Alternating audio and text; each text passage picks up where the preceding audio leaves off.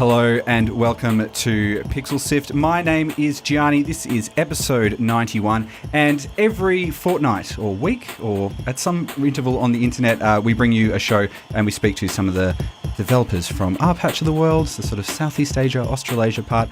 This week we're joined by Ally McLean from Robotics. Ally, thank you very much for joining us.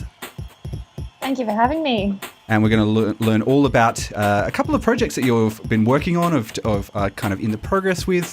But primarily, we're going to learn about RUMU, which is a point-and-click adventure game which came out at the end of last year that we were very taken by, inspired by at PAX. We want to learn a bit more about that today. Hey, who's co-hosting with you today, Johnny? We've also got, obviously, in the studio, we've got Mitch, who is doing a good job at introducing himself, and Sarah, who's joining us from the internet as well. Hi, Sarah. Hi, Mitch. I didn't take over his position. Surprising. Yeah, everybody thought I was fired because you were on the show so much, and that didn't happen. Anyway. It's all right, Mitch. We're partners in crime. Yeah. What else are we checking out today? Well, first up, though, we'll be learning about a new initiative that you've been working on, Ally, the Working Lunch, a mentorship program supporting women in games. Very exciting stuff. All that and more coming up. Let's jump into it, shall we?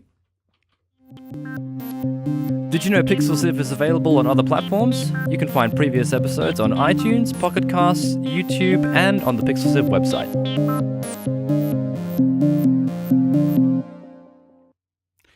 So if you're just joining us, we're with Ally. She is working on a project called The Working Lunch. Now, if people haven't heard about it, Ally, what is The Working Lunch and what does it aim to achieve? Yeah, so the Working Lunch is a mentorship program for entry-level women in games here in Australia. So we kind of aim to create opportunities and foster these long-term positive working relationships between women who are awesome at what they do in games, in everything from art and design all the way through to finances and policy making, and we try to connect them with up-and-coming people who are really going to shape and define and revolutionize the industry as we go forward. Why did you guys decide to kind of formulate and start this program? Like, what was the driving force behind that? Yeah, it's really, I think, inspired, for me at least, by my own experiences entering the industry. I had a really roundabout path into games, as I know most people do. And I definitely wouldn't have had the opportunities that I had or been able to sort of navigate my way through the industry if not for this group of really incredible women who I was really fortunate to fall in with, who gave me guidance and wisdom and emotional support and moral support. And I just wanted to make sure, I guess, that the next generation of women entering the industry have that opportunity too. And I was really lucky to be able to find financial support for that with IGEA, so the Interactive Games and Entertainment Association, and they've been able to just been really incredible actually in all ways, from formulating the ideas with me to funding the program to helping us find mentors to everything. Yeah, so it's been great. When you were setting this whole thing up, what were some of the challenges that you came across, I mean, in the early days, and are there challenges that you're still facing now with trying to run this? Yeah, it's really hard to run diversity initiatives, as anyone who's ever done it would tell you. It was definitely in the early days one of the biggest sort of challenges that we came across was trying to find a really broad spectrum of mentors, because the thing about people who are suitable to be mentors is that they're all really busy, and you have to make sure that you can make time for them, but also that they are the right person for the program, that we don't just have 15 people who all have similar roles. Really wanted to make sure that we represented a broad cross-section of the industry. So that was hard at first, but then luckily the Australian industry is just full of really generous, incredible women. So we were able to recruit a lot of people. And then now, so we had our first event, what feels like a month ago because I've been so busy, but I think it was 2 weeks ago. And that was sort of our first mentor event where we got all the mentors together and we did a workshop about what it means to be a mentor, which was really inspiring. And our next event is when all of our mentees come in for the first time, which I'm excited and terrified of because there's something very personally and also professionally, I think, thrilling but also intimidating about all of these new minds and these people who are so inspired and so passionate and so energetic and and trying to make sure that we really do justice to everything that we want them to be able to achieve is definitely a task. Do you feel like it's been very successful in doing that and being able to lift people up so far? Like, and how's the reception been to this so far? Like, do you feel like, you've definitely reached out to enough people and it's gaining traction and whatnot?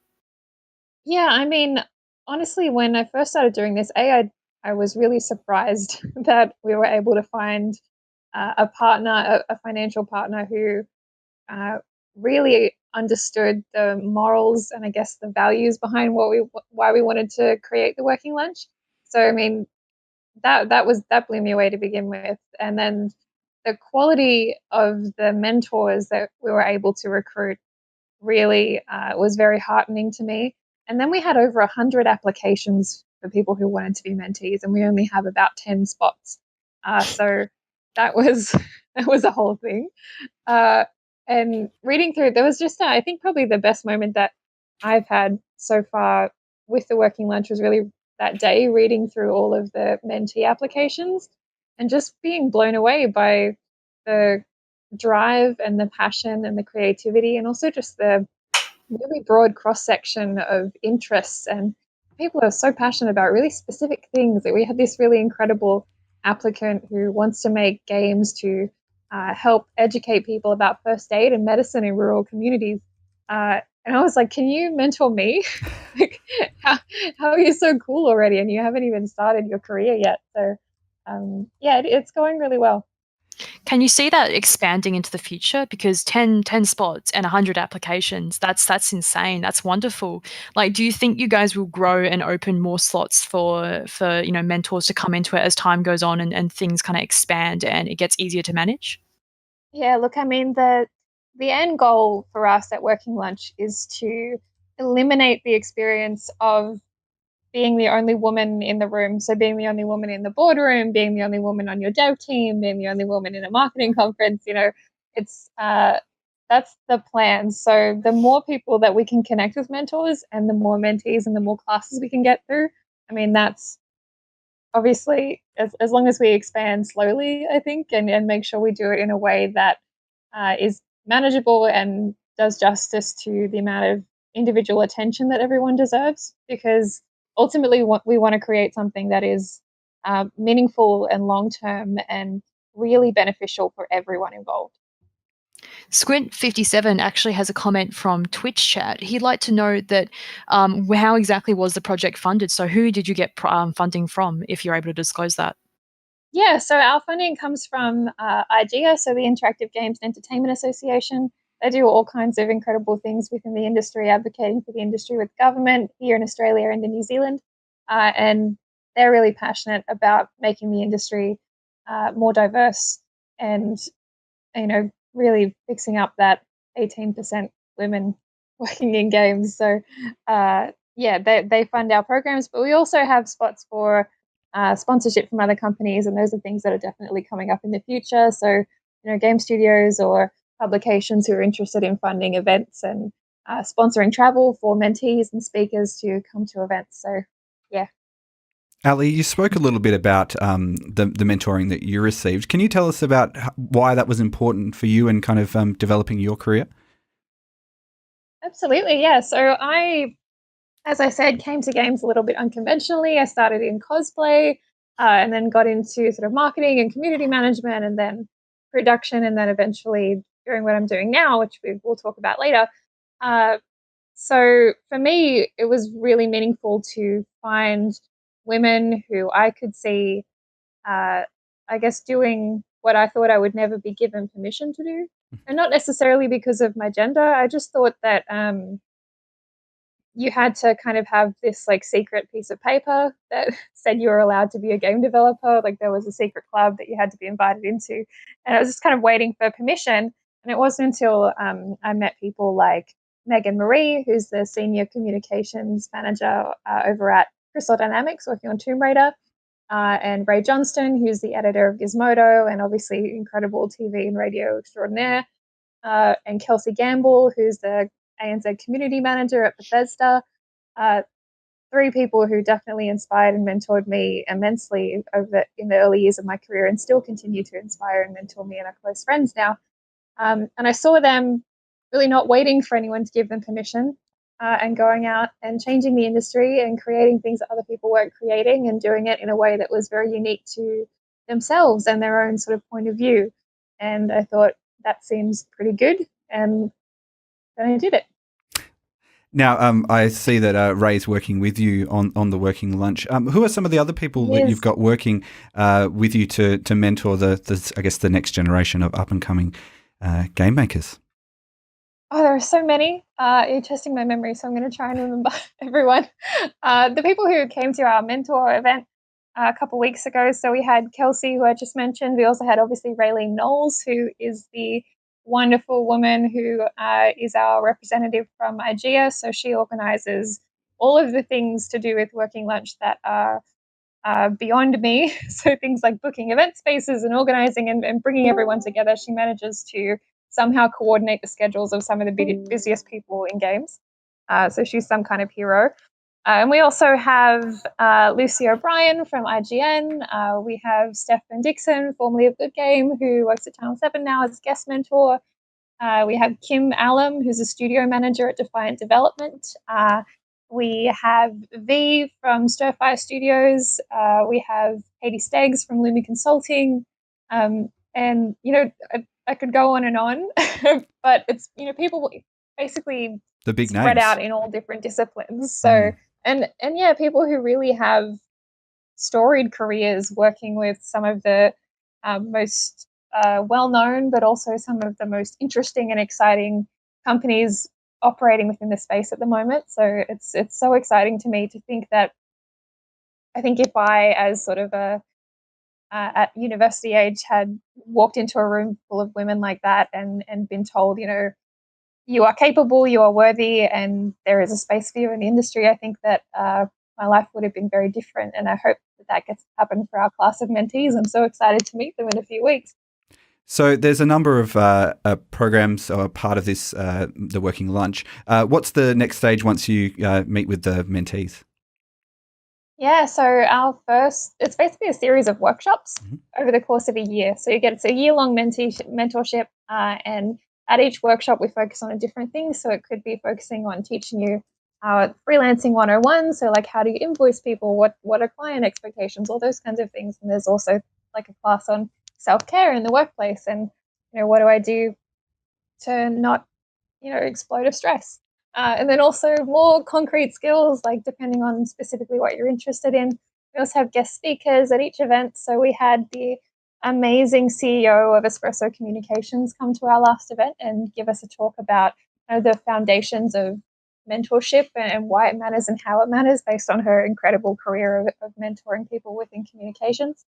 And it's really focused on kind of building this framework of skills and knowledge and resources, and just so that you leave the program with this toolkit to really conquer the industry.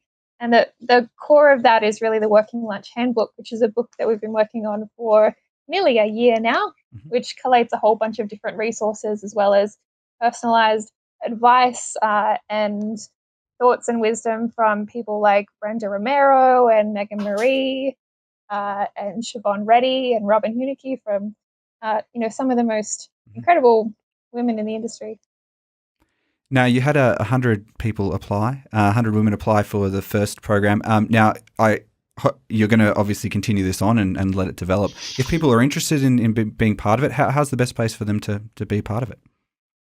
For sure. So applications have closed for this year, but we are always open to hearing from people who are passionate about the future of their careers, or even people who are interested in mentoring and coming and speaking at events. And if you follow us on Twitter, Working Lunch, and it's a 1 instead of an L because someone stole the handle before we could get to it. Hey, when that happens. You can go to workinglunch.online, and there are forms that you can fill out and apply and tell us what you're interested in. Even if you don't get accepted to be a mentee or a mentor, we do read everything that everyone sends us, and we do, if we have anything that anyone we can connect you with, or any opportunities we think might be relevant to you, we do still reach out to everyone that we can. What are you looking for in regards to mentors and mentees? Like, What would you like in someone who would like to be either of those two classifications?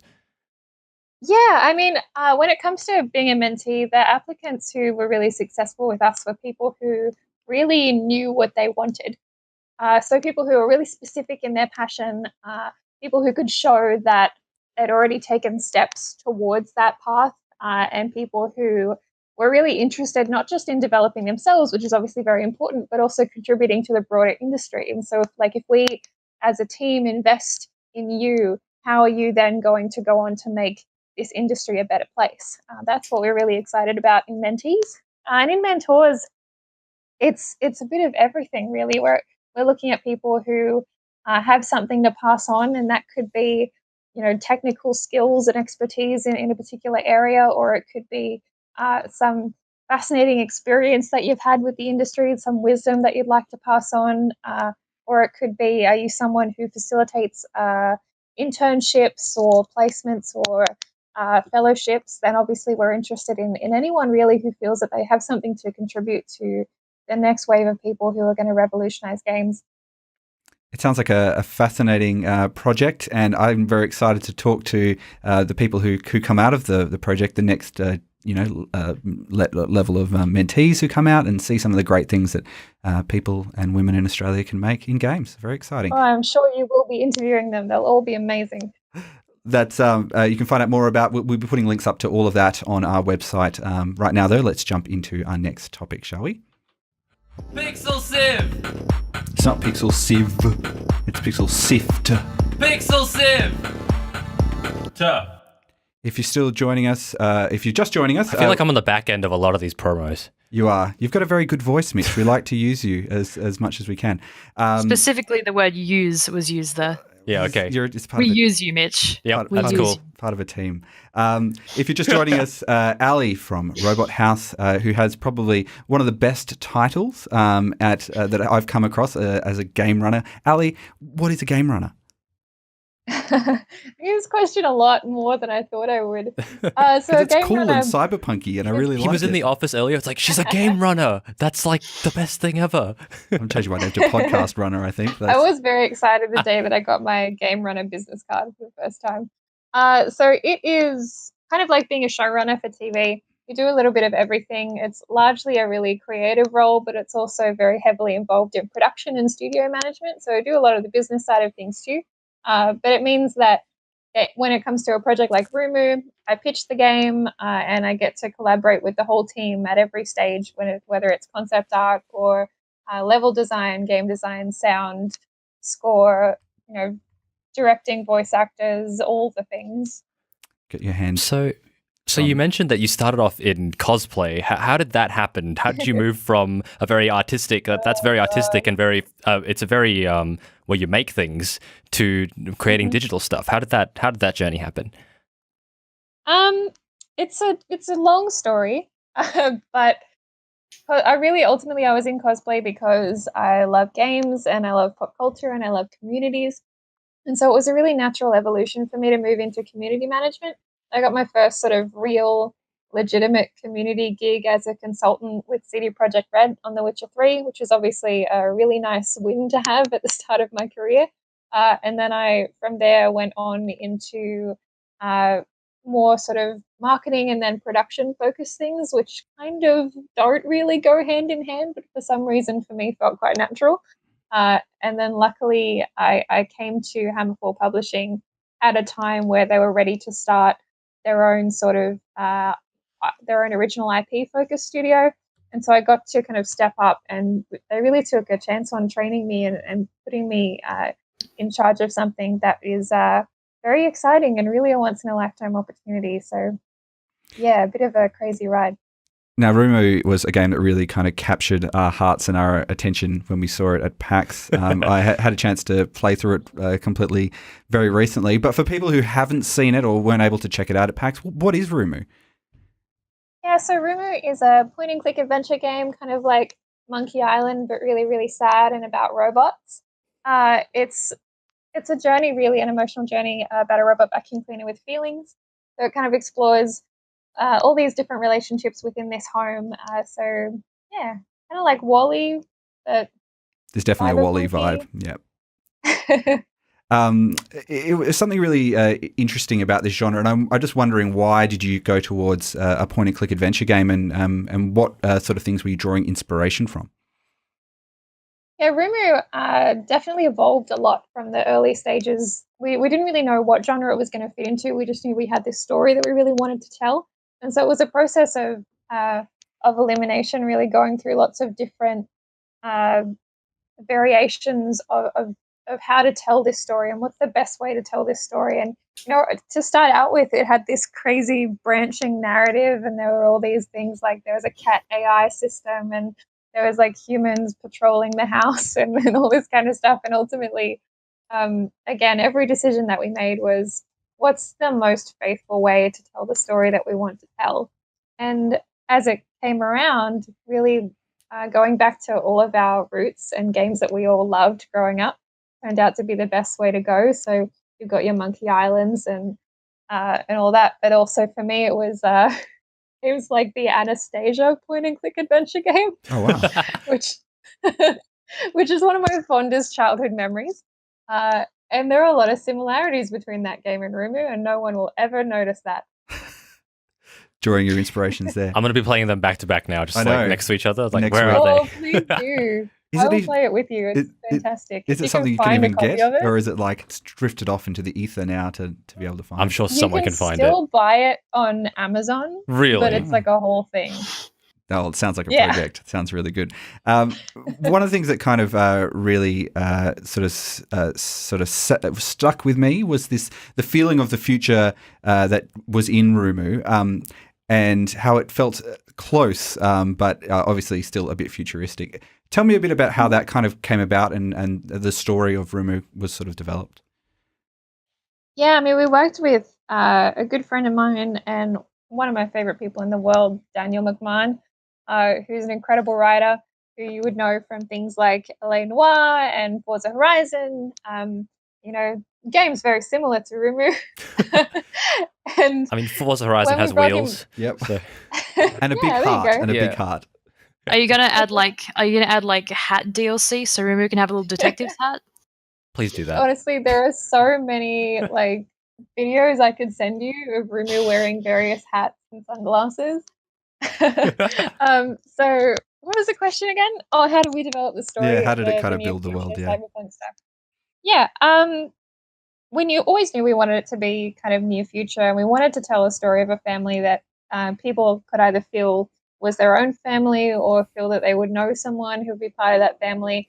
And so it was important that we didn't go too futuristic with it. So in our heads, it's kind of 2025-ish, and when you start looking at kind of smart homes that exist today, they're very similar to our house with the strip lighting that's all wired in with your Amazon Echo and your Hue lights and everything. There's nothing really aside from the single motion state appliances in the home that is really too out there and futuristic. I tell you what, I've got a robot vacuum cleaner at home, and it is. I do. It's one of my favorite things, but I'm very cautious about treating it with respect. And whenever I see videos, and like people say that as a joke to us, but it makes me really happy because that was one of the things that when we first set out to make the game, it was like I want people to look at the appliances in their home differently after they finish the game and think about what it means to own something. I spent a lot of time fondly thinking about Sammy, my robot vacuum cleaner. You've named it? Yeah, very important. And as you should. And also because it does a task that I really don't want to do. So it's very valuable in my heart. That's its purpose in life, isn't exactly. it? Rough. Yeah, I know, but it does a great job. So what I would do want to ask about, we're talking about this sort of relation and interaction between humanity and robotics. What do you think about all those videos where they kick the hell out of those Boston Dynamics robots?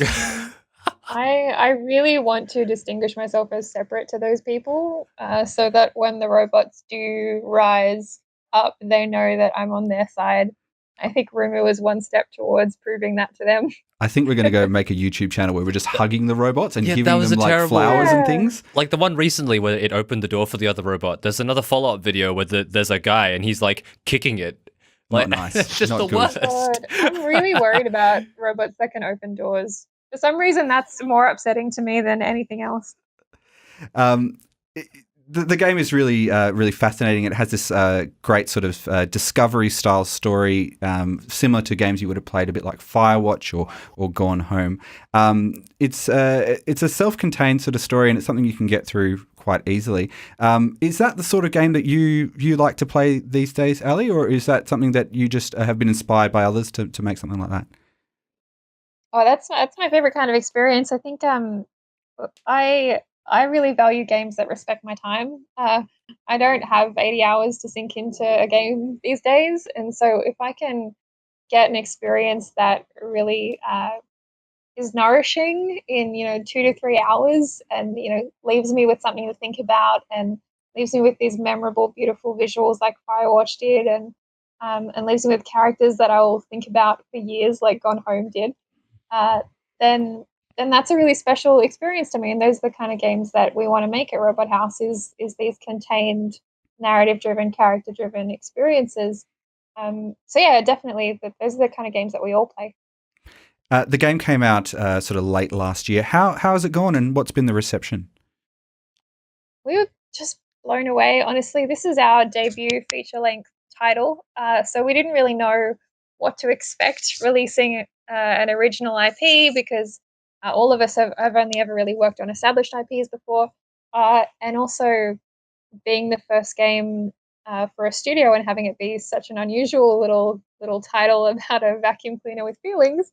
We really didn't know what to expect, and then it went crazy. The response at launch time was nuts. Obviously, we got featured on the front page of Steam, and that was everywhere. And then all of our reviews have been overwhelmingly positive. And honestly, the best part of it has been this lovely community that's developed around the game, and the fan art that they share, and the stories that they tell, so and the theorizing as to the many questions that we sort of left up to interpretation. If you're the kind of player that explores the house, you would have found a few little threads that we left in there. And I love going on the forums and on Steam and seeing people trying to figure those things out and not telling them anything.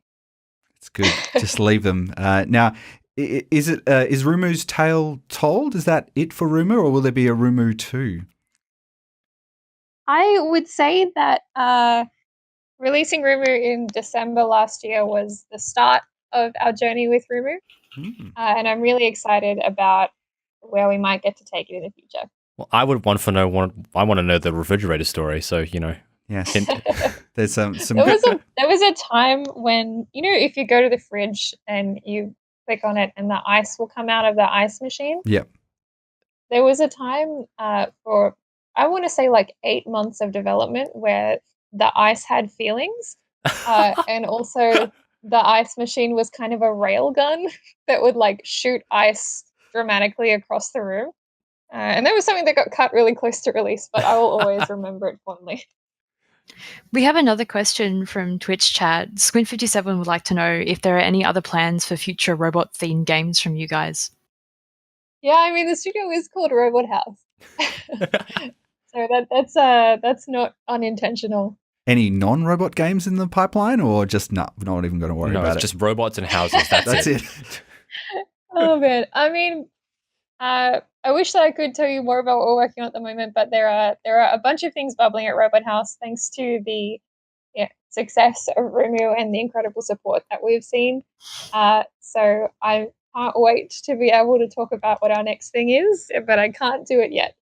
Well, it's very exciting, and if you have, if you've got a couple of hours, do yourself a favor, I think, and play through RUMU. It's one of the most interesting things, and I think as an Australian, I'm very proud that we have games like this coming out, and love this future. Got to hug a robot. Go and hug a robot. Go home and dress up your vacuum cleaner. I'm going to take a picture of my robot, and you can see it, Mitch. Okay, yeah.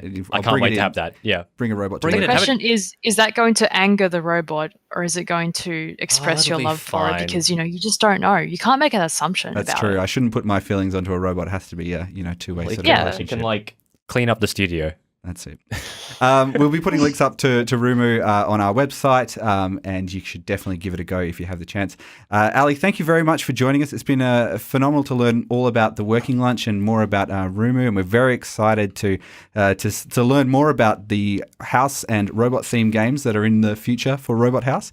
We'll be putting links up to everything on our website, and that website is pixelsift.com.au. If you're listening to this podcast, you might be listening to us on a variety of different platforms. We go as a video every fortnight, but you can now listen to us on Spotify as well. So, Are we still riding high from that victory? Spotify's pretty good. It's pretty good to be there. And more great podcasts are popping up there every now and then. So listen to some tracks and then listen to some great podcasts as well. Shout outs to Spotify. Spotify, thank you. Now, Mitch, if people want to find out sort of information about the show and when we've got upcoming episodes, where should they head to? Yeah, so that can all be found on our social network places. That's Twitter. You can search PixelSift and pretty much anything and we'll pop up now. Worked very hard to make that happen. And Facebook, Twitter, YouTube, it's all there. And Sarah, we've got a number of older episodes as well. So if people want to go back and listen to any of the great chats that we've had with developers from around Australasia, where should they go to for that? Well, you can go to our website to stream episodes. You can subscribe as a podcast, either on iTunes, Pocket Cast, or using the RSS link on our page. And if you're listening to us exclusively on one of these platforms, I just want to remind you that we go live every fortnight, and our next episode will be out on the 13th of April. That doesn't seem correct. 15th of March. 15th of March. Who didn't edit That's not my fault. I was actually about to do that, and then fault. I forgot. That's all right. You weren't fast enough, Mitch. You're fired. I'm taking over your place. What I would say is you can subscribe on all those platforms, and then you won't even need to worry about the dates. It'll just pop up in your Exactly. On your phone You as they just go. why don't you subscribe? Just do yourself the favor. We're living in the age of technology here, people. And vacuum cleaners and vacuum cleaners. Yeah. Ally, thank you. It's been a real pleasure talking to you, and we're very excited to see what more is coming out from Robot House. Thank you.